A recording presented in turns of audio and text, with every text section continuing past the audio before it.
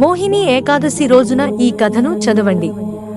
అన్ని దుఃఖాల నుంచి విముక్తి పొందుతారు. హిందూ మతంలో మోహిని ఏకాదశి ఉపవాసం చాలా ముఖ్యమైనదిగా పరిగణించబడుతుంది. ఈ ఉపవాసం వైశాఖ మాసంలోని శుక్లపక్షంలోని ఏకాదశి తిథి నాడు ఆచరిస్తారు. పంచాంగం ప్రకారం మోహిని ఏకాదశి శనివారం మే 18వ తేదీ 2024 ఉదయం 11:22 గంటలకు ప్రారంభమవుతుంది.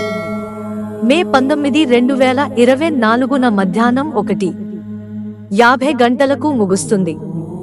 ఉదయ తిథి కారణంగా మే 19న మోహిని ఏకాదశి ఉపవాసం ఉంటారు. మోహిని ఏకాదశి ప్రాముఖ్యత. మోహిని ఏకాదశికి సంబంధించి సముద్ర మథనం సమయంలో అమృత పాత్ర లభించినప్పుడు దేవతలు, రాక్షసుల మధ్య పంచుకోవడంలో గందరగోళం ఏర్పడిందని ఒక నమ్మకం.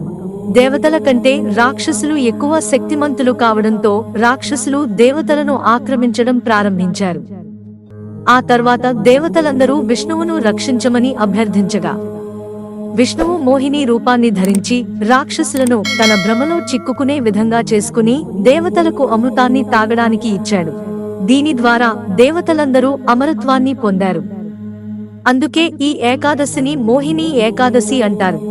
మోహిని దేవి గురించి పురాణాల కథ. పురాణాల ప్రకారం సరస్వతీ నది ఒడ్డున భద్రావతి నగరం ఉండేది. గితిమాన్ అనే చంద్రవంశీ రాజు ఆ నగరాన్ని పరిపాలించేవాడు. విష్ణు భక్తుడైన ధనపాల్ అనే వైశ్యుడు కూడా ఈ నగరంలో నివసించేవాడు. ధనపాల్ నగరంలో పూటకూళ్ల ఇల్లు, చెరువులు, బావులు, ధర్మశాలలను నిర్మించారు. వైశ్యుడికి 5 కుమారులు ఉన్నారు. వారి పేర్లు సుమన్, సద్బుద్ధి, మేధావి, సుకృతి, దృష్ట బుద్ధి. అతని 5వ కుమారుడికి చెడు అలవాట్లు ఉన్నాయి. చెడు పనుల కోసం తన తండ్రి సంపదను నాశనం చేసేవాడు. అతని చర్యలతో కలత చెందిన ధనపాల్ అతడిని ఇంటి నుంచి గెంటేశాడు. ఆ తర్వాత ఆకలి, దాహంతో బాధపడుతూ ధనపాల్ కొడుకు దొంగతనం బాట పట్టాడు. ఒకరోజు అతను దొంగతనం చేస్తూ పట్టుబడ్డాడు. అయితే రాజు కూడా అతన్ని ధనపాల్ కొడుకుగా గుర్తించి కఠినమైన శిక్ష విధించలేదు. దీంతో దృష్ట బుద్ధి దొంగ తన మార్గాన్ని వదలలేదు. ఒకరోజు అతను మళ్లీ దొంగతనం చేస్తూ పట్టుబడ్డాడు. అతను రెండవసారి పట్టుబడినప్పుడు రాజు అతన్ని జైలులో పెట్టాడు. అక్కడ అతనికి తీవ్రమైన చిత్రహింసలను శిక్షగా ఇచ్చారు. అనంతరం నగరం నుంచి బహిష్కరించారు. ఆ తర్వాత అతను అడవిలో నివసించడం ప్రారంభించాడు. జంతువులు, పక్షులను వేటాడడం ద్వారా తన జీవనోపాధిని పొందడం ప్రారంభించాడు. ఒకరోజు ఆకలి, దాహంతో విలవిలలాడుతూ ఆహారం కోసం కౌడిన్య ఋషి ఆశ్రమానికి చేరుకున్నాడు. ఆ సమయంలో వైశాఖ మాసం. మహర్షి గంగలో స్నానం చేసి తిరిగి వస్తున్నాడు.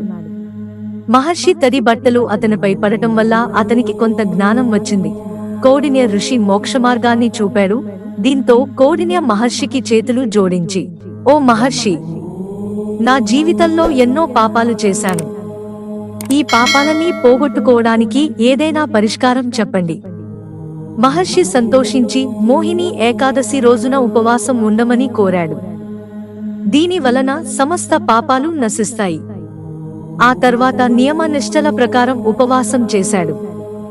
ఈ వ్రత ప్రభావం వల్ల పాపాలన్నీ నశించి మరణానంతరం గరుడునిపై కూర్చుని విష్ణులోకానికి వెళ్ళాడు.